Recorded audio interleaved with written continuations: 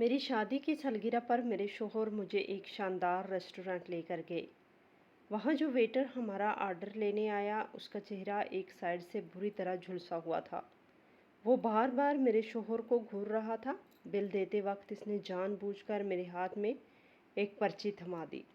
पर्ची पढ़ते ही मेरी आंखों के सामने अंधेरा छा गया, क्योंकि इस पे लिखा था कि ठीक 8 साल पहले तुम्हारे इसी मोअज़्ज़ज़ शौहर ने मुझ पर तेज़ाब फेंका था, क्योंकि मैंने इसे इस औरत के साथ देख लिया था। जो आज हमारी शादी की सालगिरह का दिन था, और जब मैं सुबह बेदार हुई तो मेरे दिल में एक अजीब सी खुशी और तुमानियत का एहसास था। ये दिन मेरे लिए हमेशा से ही एक ख़ास अहमियत का हामिल रहा है, क्योंकि ये वो दिन था जब मेरी ज़िंदगी मुकम्मल तौर पर बदल गई थी और मैंने एक ऐसे इंसान के साथ अपनी ज़िंदगी का सफ़र शुरू किया था जिसने हर कदम पर मेरा साथ दिया और मुझे बेपनाह इज़्ज़त और मोहब्बत दी। मैं बिस्तर से उठी और अपने रब का शुक्र अदा किया जिसने मुझे इतनी खूबसूरत और पुरसुकून ज़िंदगी से नवाजा है। मेरे शौहर इस वक्त तक जाग चुके थे और उन्होंने मुझे उठते ही इस ख़ास दिन की मुबारकबाद दी। उनके चेहरे पर वही मुस्कुराहट थी जो मैंने शादी के पहले दिन देखी थी। उन्होंने मुझसे कहा कि आज का पूरा दिन और ख़ास तौर पर आज की शाम मेरे नाम रहेगी। वो मुझे एक ऐसी जगह लेकर जाएंगे जो मेरे लिए एक बहुत बड़ा और खुशगवार सदमा होगा। मैंने इनसे पूछने की कोशिश की कि हम कहाँ जा रहे हैं, लेकिन उन्होंने सिर्फ इतना कहा कि ये वक्त आने पर ही मालूम होगा। सारा दिन मैं इसी सोच और खुशी में अपने घर के काम काज में मसरूफ़ रही और बार बार शाम के बारे में तसव्वुर करती रही कि हम कैसा वक्त गुजारेंगे। दोपहर के वक्त मैं इनके लिए अपने हाथ से इनका पसंदीदा खाना बनाया, क्योंकि मैं जानती थी कि वो मेरे हाथ के बने हुए खाने को बहुत पसंद करते हैं। उन्होंने बहुत शौक़ से खाना खाया और मेरी बहुत तारीफ़ की। इनकी छोटी छोटी बातें और मेरा ख्याल रखने का अंदाज़ मुझे हमेशा ये एहसास दिलाता था कि मैं इस दुनिया की सबसे खुशकिस्मत औरत हूँ। जब शाम होने लगी तो मैंने अपनी तैयारी शुरू कर दी। मैंने अलमारी से अपना वो लिबास निकाला जो मुझे सबसे ज़्यादा पसंद था और जो मेरे शौहर ने ख़ास तौर पर पिछली ईद पर मुझे ला कर दिया था। इस लिबास का रंग और इसकी कढ़ाई इतनी नफासत से की गई थी कि वो पहनकर मुझे दिली खुशी महसूस होती थी। मैंने आईने के सामने खड़े होकर अपने बाल संवारे और ख़ुद को तैयार किया।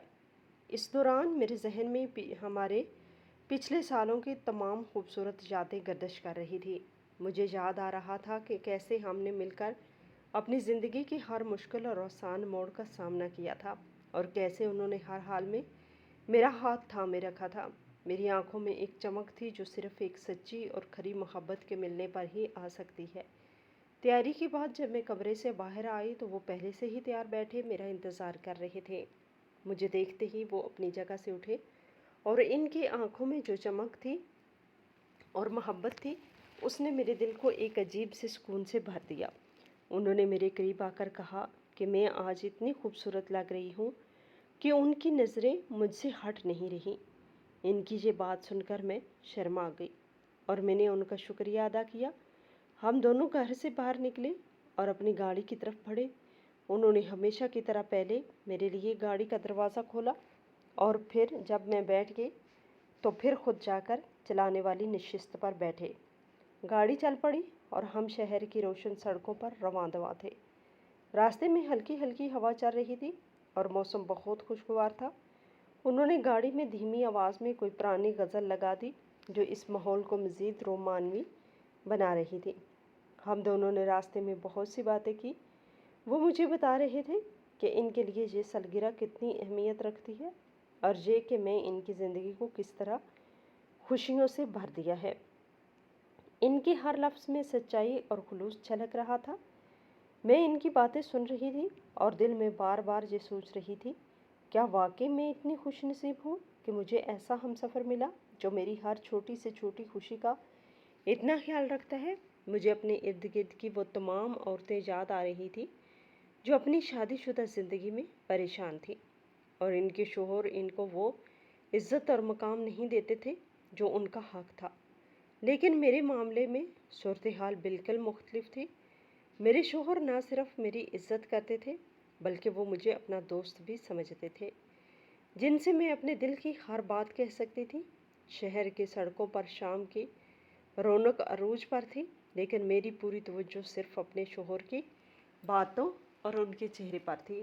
ہم پرانی یادیں تازہ کر رہے تھے کہ کیسے ہماری پہلی ملاقات ہوئی تھی اور کیسے انہوں نے مجھے دیکھتے ہی یہ فیصلہ کر لیا تھا کہ وہ اپنی ساری زندگی میرے ساتھ ہی گزارنا چاہتے ہیں۔ ان کی ان باتوں نے میرے چہرے پر ایک مستقل مسکراہٹ سجا دی تھی۔ سفر کے دوران میں محسوس کر رہی تھی کہ ہم شہر کے اس حصے کی طرف جا رہے ہیں جہاں بہت شاندار اور مہنگی عمارتیں واقع ہیں۔ آخر کار ہماری گاڑی ایک انتہائی پرشکوہ اور بڑی عمارت کے سامنے جا کر رکی۔ یہ شہر کا وہ مشہور مقام خانہ تھا جس کی خوبصورتی اور شان و شوکت کے چرچے میں نے اکثر سنے تھے، لیکن وہاں جانے کا کبھی موقع نہیں ملا تھا۔ مجھے اس بات پر بہت حیرانی ہوئی کہ وہ مجھے اتنی مہنگی اور عالی شان جگہ پر لے کر آئے ہیں۔ انہوں نے گاڑی ایک خدمت گار کے حوالے کی اور میرے ساتھ چلتے ہوئے عمارت کے بڑے اور خوبصورت دروازے کی طرف بڑھے۔ دروازے پر موجود محافظ نے نہایت ادب سے دروازہ کھولا اور ہم اندر داخل ہوئے۔ اندر کا ماحول باہر کی دنیا سے بالکل مختلف تھا۔ ہر طرف ایک عجیب سی طمانینت اور سکون تھا۔ فرش پر بچھے ہوئے قیمتی قالین اور دیواروں پہ لگی ہوئی خوبصورت نقاشی اس جگہ کی عظمت کو بیان کر رہی تھی۔ مدھم اور نرم روشنی نے ماحول کو ایک پرسکون اور رومانوی شکل دے رکھی تھی، اور کہیں دور سے دھیمے سازوں کی آوازیں آ رہی تھی جو کانوں کو بہت بھلی لگ رہی تھی۔ اندر داخل ہوتے ہی ایک منتظم ہمارے پاس آیا اور نہایت خوش اخلاقی سے ہمارا استقبال کیا۔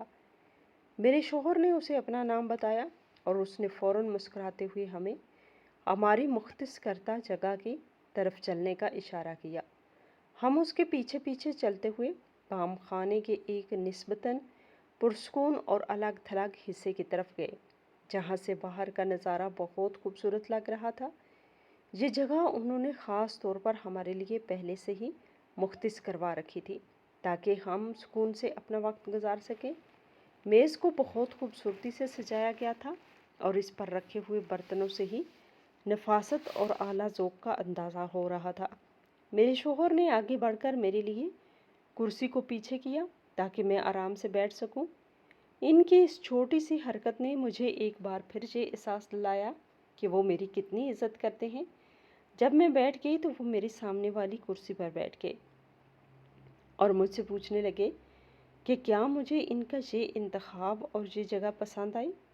میں نے پوری سچائی سے ان کی آنکھوں میں دیکھتے ہوئے جواب دیا کہ یہ جگہ میری سوچ سے بھی زیادہ خوبصورت ہے، اور مجھے یقین نہیں آ رہا کہ ہم آج اپنی سالگرہ کا دن اس قدر شاندار ماحول میں منا رہے ہیں۔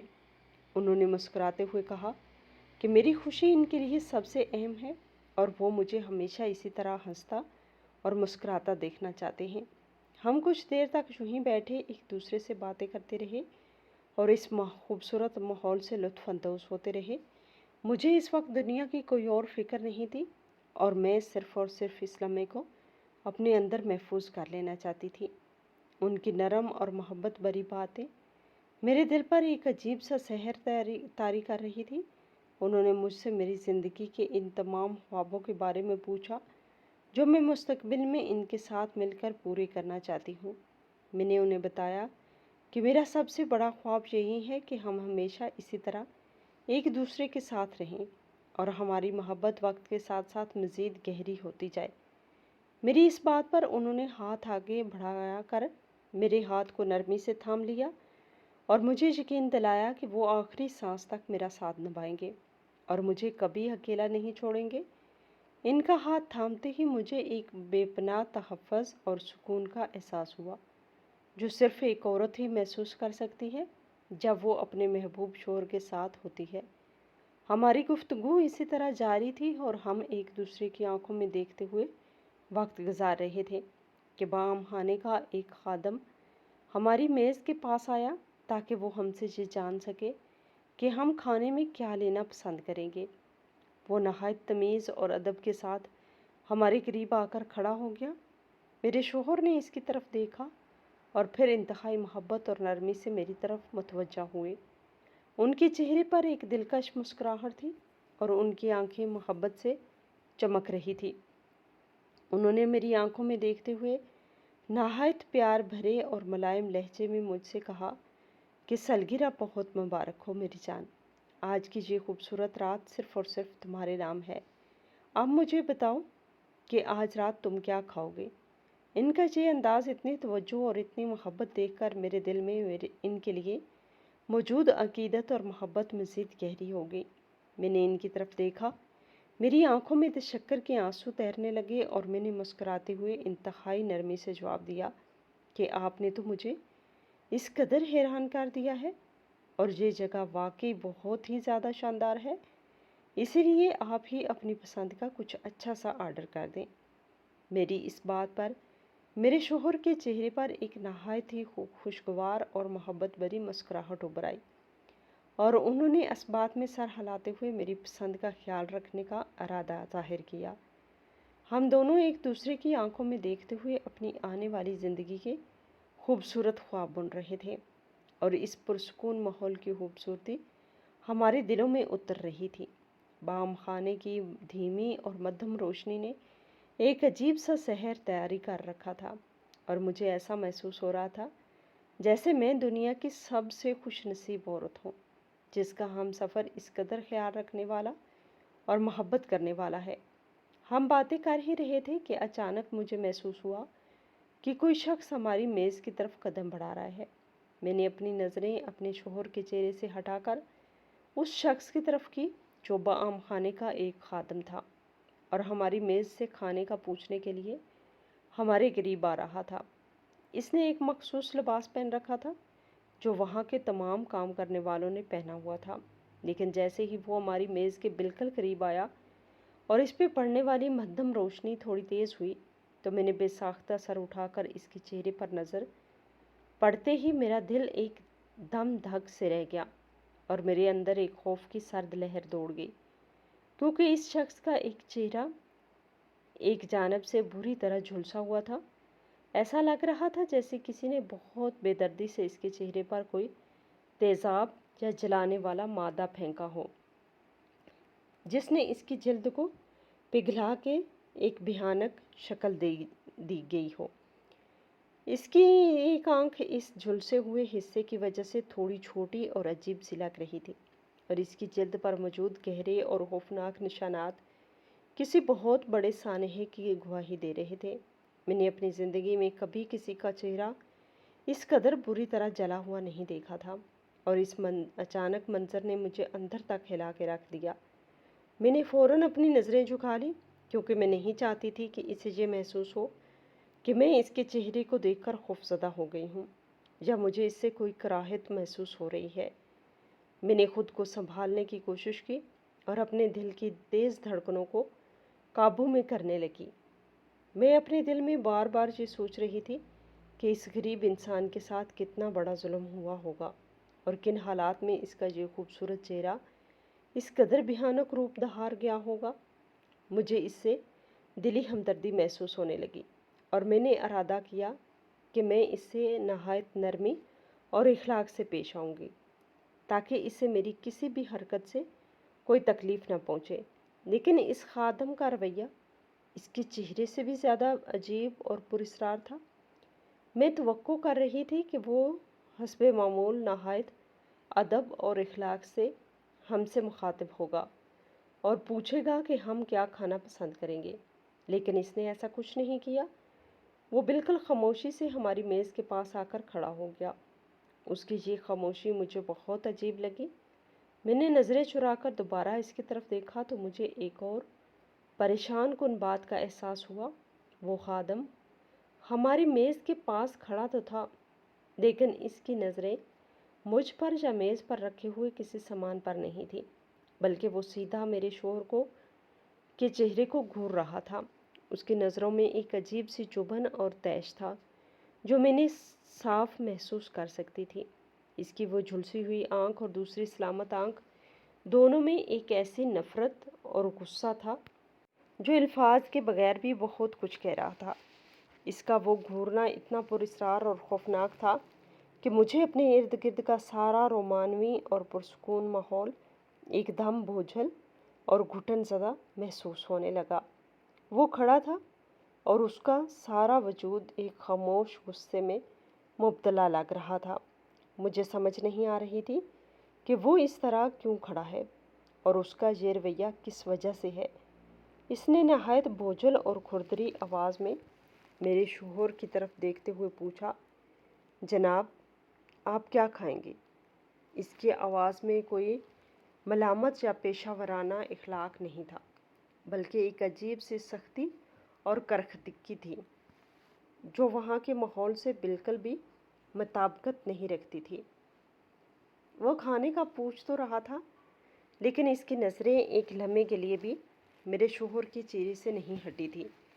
وہ بار بار میرے شوہر کو ایک عجیب اور خوفناک انداز میں گھور رہا تھا، جیسے وہ انہیں جانتا ہو یا ان کے درمیان کوئی پرانی اور تلخ بات ہو۔ اس کی آواز سن کر میں اس بات پر شدید حیرانی اور پریشانی کا شکار ہو رہی تھی کہ کوئی خادم اپنے گاہکوں سے اس قدر عجیب انداز میں کیسے بات کر سکتا ہے۔ اور یہ جاننے کے لیے میں نے فوراً اپنے شوہر کی طرف دیکھا تو ان کی حالت دیکھ کر میری پریشانی میں مزید اضافہ ہو گیا۔ میرے شوہر جو کچھ دیر پہلے تک نہایت پرسکون مسکرا رہے تھے اور ان کے چہرے پر ایک عجیب سے طمانینت کا احساس تھا، ان کا رنگ اب اچانک پیلا پڑ چکا تھا۔ ان کے ماتھے پہ پسینے کے باریک قطرے چمکنے لگے تھے اور ان کی وہ پرسکون مسکراہٹ کہیں غائب ہو چکی تھی۔ انہوں نے خادم کی طرف دیکھنے سے گریز کیا اور اپنی نظریں میز پہ رکھے ہوئے پانی کے گلاس اور کانٹوں چمچوں پر مرکوز کر لیں۔ ان کے ہاتھوں کی انگلیوں میں ایک بے چینی سی پیدا ہو گئی تھی اور وہ بار بار میز پوش کو بلا وجہ ٹھیک کرنے کی کوشش کر رہے تھے، جیسے وہ کسی بہت بڑی پریشانی کو چھپانے یا اس صورتحال سے فرار حاصل کرنے کی کوشش کر رہے ہوں۔ ان کی یہ گھبراہٹ میرے لیے بالکل نئی اور ناقابل فہم تھی۔ وہ ایک نہایت پراعتماد انسان تھے اور میں نے انہیں اس طرح کبھی کسی عام سی بات پر گھبراتے ہوئے نہیں دیکھا تھا۔ میں ان کے چہرے کو دیکھ رہی تھی اور میرے ذہن میں ہزاروں سوالات گردش کر رہے تھے کہ آخر ایک عام سے خادم کے آنے اور اس کے گھورنے سے میرے شوہر اس قدر بدحواس کیوں ہو گئے ہیں؟ کیا وہ اس شخص کو پہلے سے جانتے ہیں یا اس کے اس جلے ہوئے چہرے کو دیکھ کر وہ بھی میری طرح کسی خوف کا شکار ہو گئے ہیں؟ میں ان سے پوچھنا چاہتی تھی کہ کیا بات ہے، آپ اس قدر پریشان کیوں لگ رہے ہیں، لیکن اس خادم کی وہاں موجودگی اور اس کی مسلسل گھورتی ہوئی نظروں کی وجہ سے میں کچھ بول نہ سکی۔ خادم ابھی تک کسی جگہ پر ایک مجسمے کی طرح کھڑا تھا اور اس کی نظریں میرے شوہر کے چہرے پر کسی نشانے کی طرح جمی ہوئی تھی۔ اس کے چہرے کی وہ جلی ہوئی کھال اور اس کی سلامت آنکھ کا وہ غضبناک تاثر میرے دل میں ایک انجانا خوف پیدا کر رہا تھا۔ بام خانے کا وہ دھیما ساز اور نرم روشنی اب مجھے کسی بھیانک خواب کا حصہ لگنے لگی تھی، اور وہ خوشبو جو کچھ دیر پہلے تک مجھے بہت بلی لگ رہی تھی اب میرے دم کو گھونٹ رہی تھی۔ ایسا لگ رہا تھا جیسے وقت اس میز کے گرد رک سا گیا ہو اور ہم تینوں کسی عجیب سی کشمکش میں مبتلا ہو گئے ہوں۔ میرے شوہر کی خاموشی اور ان کے چہرے کا بدلتا ہوا رنگ مجھے اندر ہی اندر کھا رہا تھا۔ وہ اپنی انگلیاں مسلسل آپس میں رگڑ رہے تھے اور ان کی نظریں میز کے ارد گرد بھٹک رہی تھی، جیسے وہ کوئی راستہ تلاش کر رہے ہوں جس کے ذریعے وہ اس شخص کی نظروں سے بچ سکیں۔ میں نے اپنے شوہر کے چہرے کی ان لکیروں کو بغور دیکھا جو پریشانی کی وجہ سے گہری ہو چکی تھی۔ انہوں نے بمشکل اپنے تھوک کو نگلا اور اپنی گھبراہٹ کو چھپانے کی ایک ناکام کوشش کرتے ہوئے اپنی نظریں چراتے ہوئے نہایت دھیمی اور کانپتی ہوئی آواز میں خادم کو جواب دیا کہ ہمیں 2 خاص قسم کے بھنے ہوئے گوشت کے ٹکڑے لا دو اور ساتھ میں پینے کے لیے کچھ بھی اچھا سا لے آؤ۔ ان کی آواز میں وہ روانی اور اعتماد بالکل نہیں تھا۔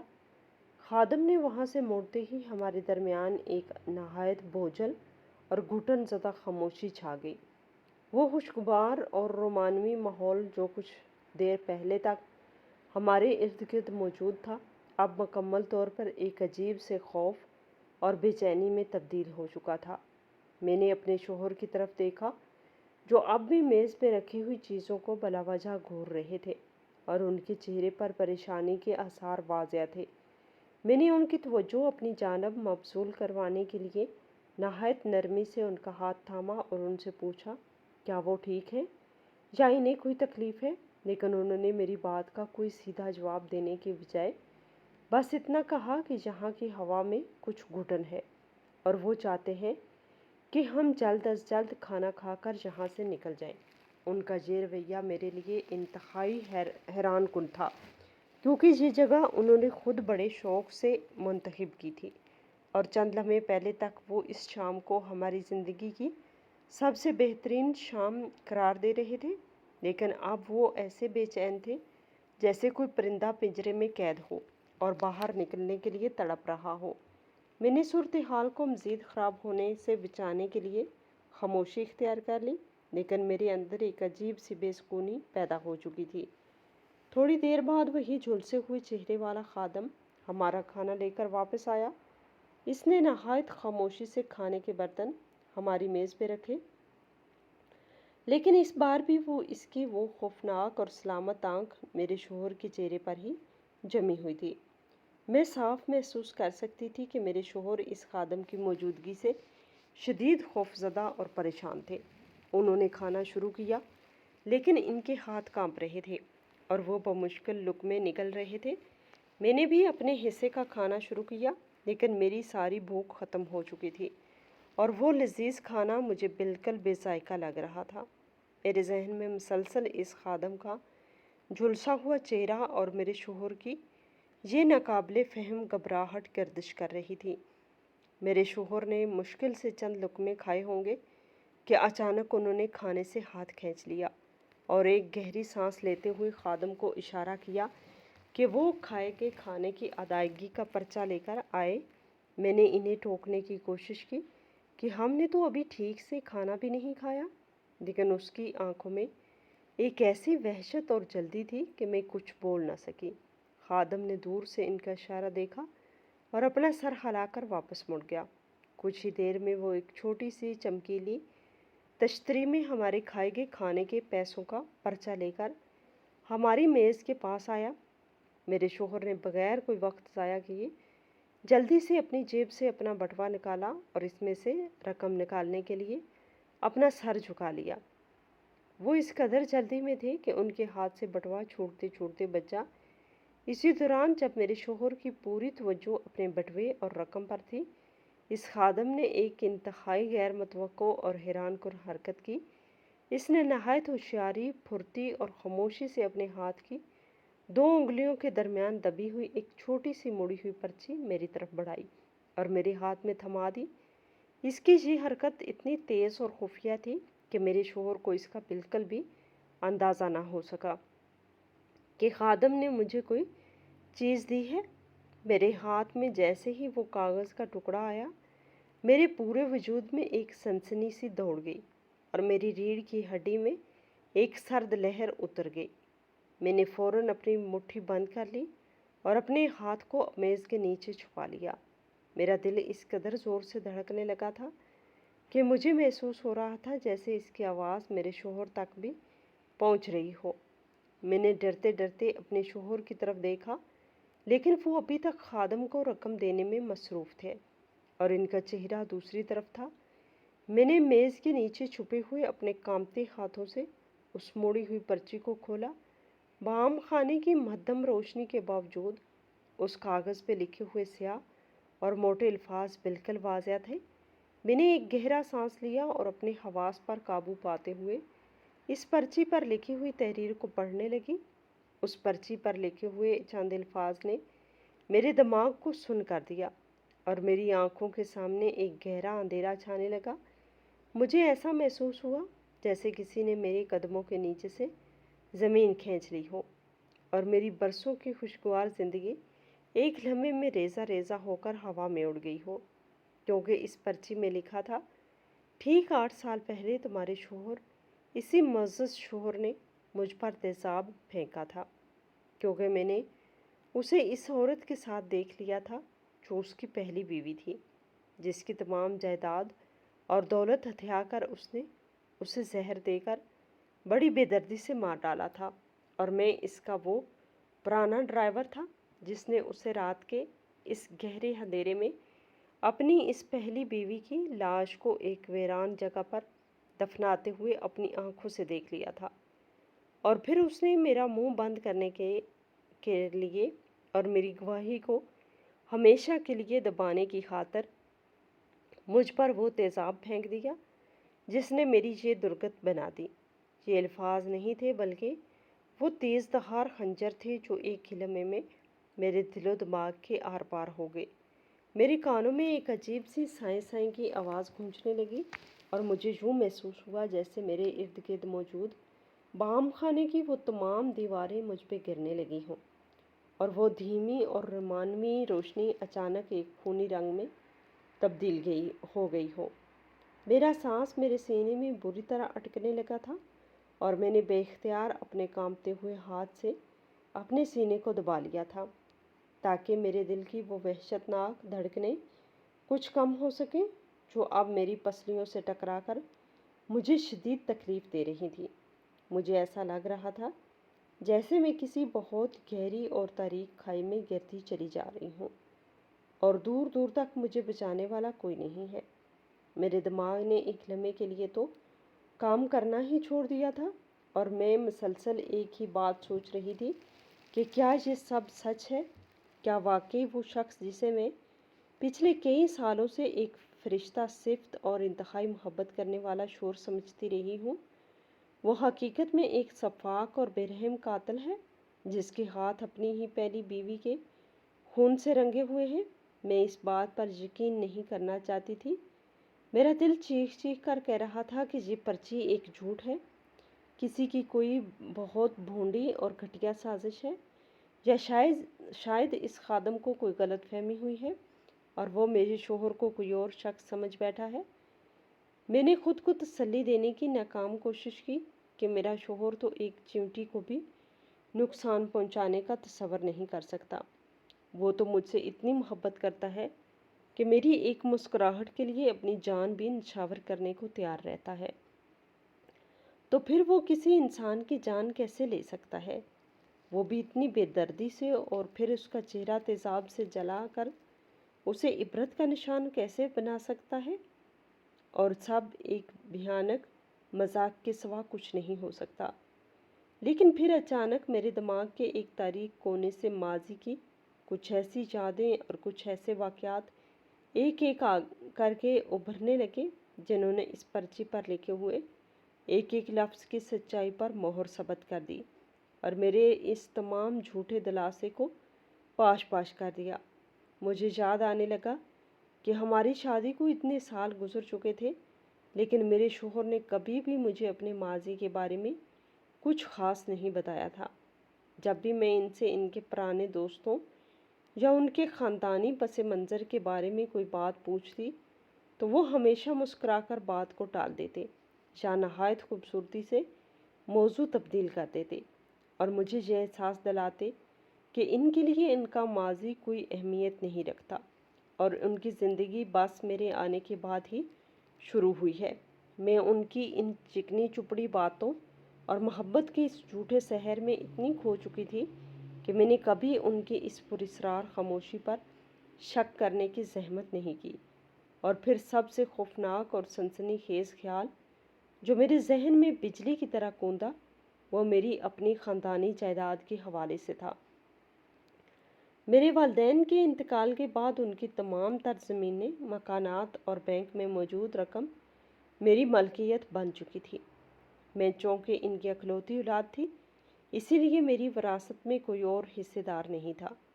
मुझे याद आया कि पिछले चंद महीनों से मेरे शोहर का रवैया मेरी इस विरासत के हवाले से किस कदर बदल चुका था।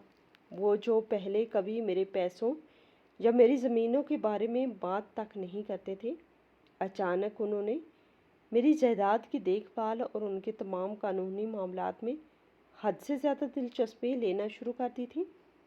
وہ اکثر راتوں کو دیر تک میرے پاس بیٹھ کر مجھے یہ سمجھانے کی کوشش کرتے کہ میں ایک اکیلی اور معصوم عورت ہوں اور مجھ سے اتنی بڑی جائیداد کا انتظام اور دیکھ بھال اکیلے نہیں ہو سکے گی، اسی لیے مجھے چاہیے کہ میں وہ تمام قانونی کاغذات اور زمینوں کے کاغذات ان کے نام منتقل کر دوں تاکہ وہ میرے کندھوں سے یہ سارا بوجھ اتار سکیں اور میری جائیداد کو کسی بھی قسم کے نقصان یا قبضے سے بچا سکیں۔ مجھے ان کی ہر بات میں خلوص اور ہمدردی نظر آتی تھی اور میں نے کبھی خواب میں بھی نہیں سوچا تھا کہ ان کی اس ہمدردی کے پیچھے ایک اتنی بڑی اور جان لیوا سازش چھپی ہوئی ہے۔ میرے رونگٹے کھڑے ہو گئے جب مجھے وہ دن یاد آیا جو بس پچھلے ہی ہفتے کی بات تھی، جب وہ نہایت عجلت اور اصرار کے ساتھ چند قانونی کاغذات اور انتقال نامے لے کر میرے پاس آئے تھے اور انہوں نے مجھے اپنی محبت برے اور دل فریب انداز میں الجھا کر مجھ سے ان تمام کاغذات پر دستخط کروا لیے تھے جن کی روح سے میری تمام جائیداد اور میرے والدین کی ساری عمر کی کمائی قانونی طور پر ان کے نام منتقل ہو چکی تھی۔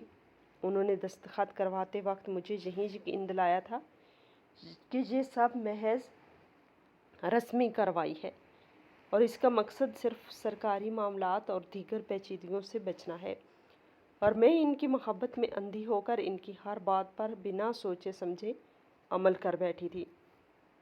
اب جب وہ پرچی میرے ہاتھ میں تھی اور اس پر لکھے ہوئے الفاظ میرے دماغ میں کسی ہتھوڑے کی طرح برس رہے تھے تو مجھے اپنے شوہر کے اس بچھائے ہوئے جال اور اس کی تمام تر گھناؤنی سازش کی مکمل سمجھ آ چکی تھی۔ مجھے اب اس بات کا پورا یقین ہو چلا تھا کہ اس کی پہلی بیوی کی طرح اب میری باوری تھی۔ اس نے مجھ سے شادی ہی شاید میری اسی وراثت اور میری تنہائی کو دیکھ کر کی تھی تاکہ وہ نہایت سکون سے میرا سب کچھ ہتھیا کر مجھے بھی اسی طرح راستے سے ہٹا دے جس طرح اس نے پہلی بیوی کو موت کی نیند سلا دیا تھا۔ میرا سارا جسم خوف اور سردی کی وجہ سے لرزنے لگا، میرے ماتھے پہ پسینے کے موٹے موٹے قطرے چمکنے لگے اور مجھے ایسا محسوس ہونے لگا جیسے میرے جسم سے کسی نے ساری طاقت نچوڑ لی ہو۔ میں نے ڈرتے ڈرتے اپنی نظریں اوپر اٹھا کر میز کی دوسری جانب بیٹھے ہوئے اس شخص کی طرف دیکھا جو قانون کی نظر میں میرا محافظ اور میرا شریک حیات تھا۔ وہ اس وقت بہت اطمینان سے اپنے بٹوے میں باقی بچ جانے والی رقم واپس رکھ رہا تھا۔ اس کے چہرے سے وہ تمام گھبراہٹ اور پریشانی غائب ہو چکی تھی جو چند لمحے پہلے اس خادم کو دیکھ کر طاری ہوئی تھی۔ وہ نہایت پرسکون اور مطمئن انداز میں اپنے منہ کو رومال سے صاف کر رہا تھا اور اس کی آنکھوں میں وہی پرانی اور مانوس چمک تھی جو اس نے پچھلے کئی سالوں سے میرے سامنے ایک بہترین اور شریف انسان کا روپ دہارنے کے لیے سجا رکھی تھی۔ اس کی اس بے حسی اور اس کے اس پرسکون چہرے کو دیکھ کر مجھے اس سے شدید کراہت اور گھن آنے لگی تھی۔ میرے اندر ایک طوفان مچا ہوا تھا اور میرا دل چاہ رہا تھا کہ میں زور زور سے چیخوں اور اس بام خانے میں موجود تمام لوگوں کو بتاؤں کہ یہ شخص جو بظاہر ایک بہت ہی مہذب اور معزز انسان لگ رہا ہے، یہ دراصل ایک انتہائی سفاک قاتل اور ایک درندہ ہے جس نے دولت کی لالچ میں 2 انسانوں کی زندگیاں تباہ کی ہیں اور اب تیسری زندگی میری ہے جس کا یہ سودا کر چکا ہے۔ میں اس کا گریبان پکڑ کر اس سے پوچھنا چاہتی تھی کہ اس نے میرے ساتھ ایسا کیوں کیا۔ میں نے تو اسے اپنی جان سے بھی زیادہ چاہا تھا اور اس پر اندھا اعتماد کیا تھا، لیکن میں جانتی تھی کہ میرا کوئی بھی جذباتی رد عمل یا میری کوئی بھی جلد بازی اس وقت میری جان کے لیے سب سے بڑا خطرہ بن سکتی ہے۔ وہ ایک شاطر اور انتہائی خطرناک انسان تھا اور اگر اسے ذرا سا بھی شک ہو جاتا کہ مجھے اس کے ماضی کے اس بھیانک راز کا علم ہو چکا ہے تو وہ مجھے اس جگہ سے زندہ واپس نہ جانے دیتا۔ میری جان اس وقت لفظی اور عملی دونوں معنوں میں اس کی مٹھی میں تھی۔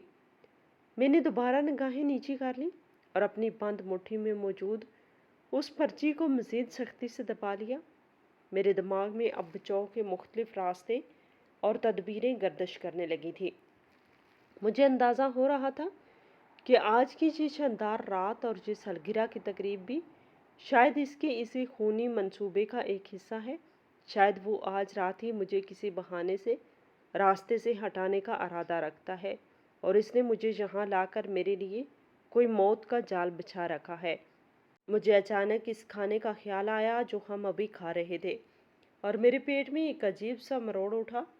میں نے دل میں سوچا کہ کہیں اس نے اس کھانے میں بھی تو کوئی زہر یا کوئی ایسی چیز نہیں ملا دی جس سے میری جان چلی جائے، لیکن پھر مجھے یاد آیا کہ میں نے تو اس خوفناک خادم کی موجودگی اور گھبراہٹ کی وجہ سے بس 1-2 لقمے ہی کھائے تھے اور باقی سارا کھانا ویسا ہی پلیٹ میں موجود تھا۔ اس خیال نے مجھے تھوڑی سی تسلی دی، لیکن میرا خوف اور میری بے بسی اپنی جگہ موجود تھی۔ میں ایک ایسے شخص کے سامنے بیٹھی تھی جو میرے خون کا پیاسا تھا اور مجھے ہر صورت میں اپنے حواس پہ قابو رکھ کر یہاں سے نکلنے کا راستہ تلاش کرنا تھا۔ میں جانتی تھی کہ اب اگر میں نے زندگی کی بھیک مانگنی ہے اور اپنے آپ کو اس قاتل کے چنگل سے بچانا ہے تو مجھے اس سے بھی زیادہ بڑی اور شاندار اداکاری کرنی ہوگی۔ مجھے اسے یہ باور کروانا ہوگا کہ میں اب بھی اس کی وہی بیوقوف اور محبت میں اندھی بیوی ہوں جسے کسی بات کی کوئی خبر نہیں اور جو اس کی ہر بات پر آنکھیں بند کر کے یقین رکھتی ہے۔ میں نے گہرے گہرے سانس لیتے اور اپنے کانپتے ہوئے اعصاب کو پرسکون کرنے کی ایک انتہائی مشکل اور تکلیف دہ کوشش کی۔ میرا ہر ایک سانس میرے گلے میں کانٹوں کی طرح چبھ رہا تھا اور میری آنکھوں میں آنے والے آنسوؤں کو پیچھے دھکیلنا میرے لیے دنیا کا سب سے مشکل کام لگ رہا تھا، لیکن میرے پاس اور کوئی راستہ نہیں تھا۔ مجھے اب صرف اپنے لیے اور اپنی زندگی کے لیے لڑنا تھا، اور وہ بھی مکمل خاموشی اور ہوشیاری کے ساتھ۔ میں نے اس پرچی کو انتہائی احتیاط کے ساتھ اپنے لباس کے تہوں میں چھپا لیا اور اپنے چہرے کے تمام تاثرات کو بدلنے کی کوشش کی جو میرے اندر کے طوفان کی چغلی کھا رہے تھے۔ میں جانتی تھی کہ اب اگلا ہر ایک لمحہ اور میری ہر ایک حرکت میری زندگی اور موت کا فیصلہ کرے گی، اور یہ ادھوری کہانی جو اس پرچی پر لکھی ہوئی تھی اب میرے اپنے ہاتھوں سے انجام تک پہنچنے والی تھی۔ لیکن اس سے پہلے مجھے اس قاتل کے ساتھ آنکھ ملانی تھی اور اسے یہ احساس نہیں ہونے دینا تھا کہ میں اس کی موت کا پروانہ میرے ہاتھ میں آ چکا ہے اور میں اس کی اس بھیانک حقیقت سے مکمل طور پر واقف ہو چکی ہوں۔ میری زندگی کا وہ سب سے خوفناک اور طویل ترین لمحہ تھا جب میں نے دوبارہ اپنے شوہر کی طرف دیکھنے کا ارادہ کیا اور اپنے چہرے پر ایک جھوٹی اور بے جان مسکراہٹ سجانے کی کوشش کی تاکہ وہ میری حالت کو بھانپ نہ سکے اور میرا راز وقت سے پہلے اس پر ظاہر نہ ہو جائے۔ میرے دل کی دھڑکن اب بھی بے قابو تھی، لیکن اب ان دھڑکنوں میں خوف کے ساتھ ساتھ ایک زندہ رہنے کی تڑپ اور ایک بغاوت نے بھی جنم لے لیا تھا جس نے مجھے اپنے حواس کھونے سے بچا لیا تھا، اور میں اس خاموش جنگ کے لیے تیار ہو رہی تھی جو مجھے اس باہم خانے کی 4 دیواری میں اس قاتل کے ساتھ لڑنی تھی، بغیر کوئی شور کیے اور بغیر کوئی ہتھیار اٹھائے۔ میرے شوہر نے میز پر رکھے ہوئے بٹوے کو اپنی پینٹ کی پچھلی جیب میں ڈالا اور میری طرف دیکھ کر ایک نہایت ہی مطمئن اور پرسکون مسکراہٹ کے ساتھ بولے کہ بیگم، کیا اب ہم چلیں؟ یہ سنتے ہی میں نے اپنے اندر کے تمام تر خوف اور لرزتے ہوئے اعصاب کو یکجا کیا اور اپنے چہرے پر ایک نہایت ہی پرسکون اور جھوٹی مسکراہٹ سجا لی۔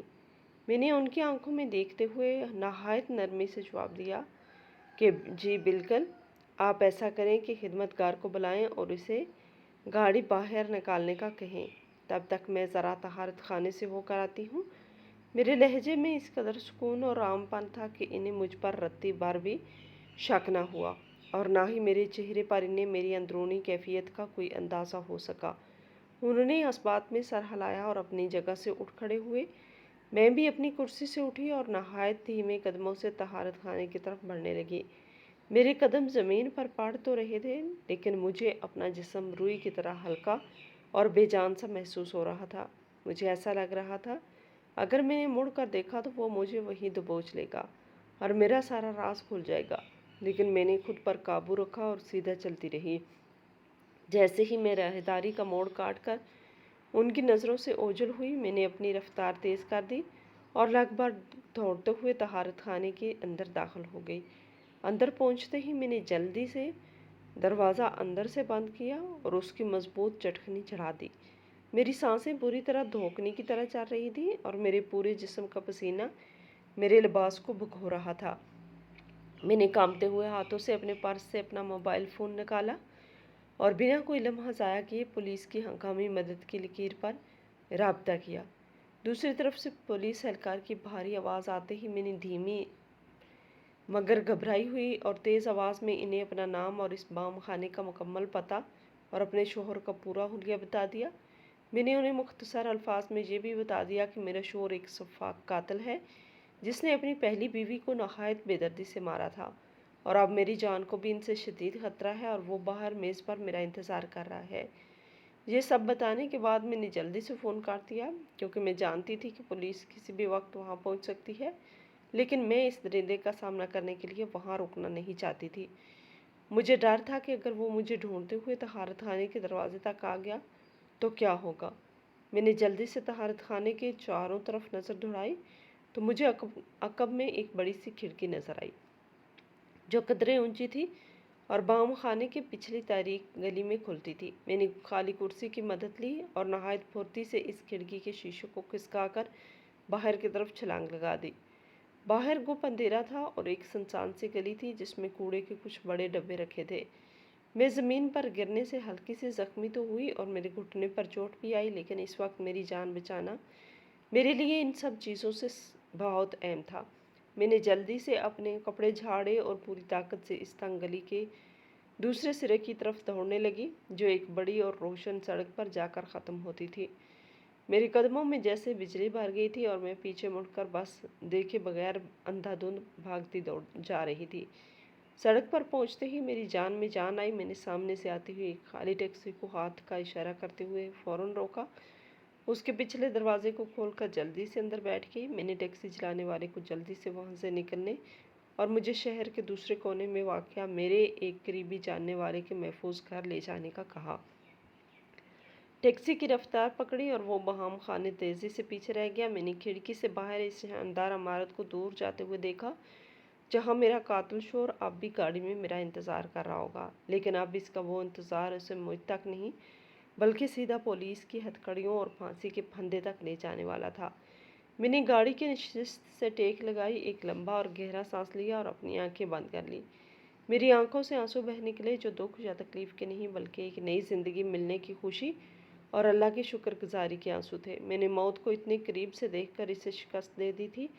अब मैं एक आज़ाद फ़िज़ा में सांस ले रही थी। मेरी वो झूठी और खूनी शादी इस तारीख रात के अंधेरे में हमेशा के लिए दफन हो चुकी थी।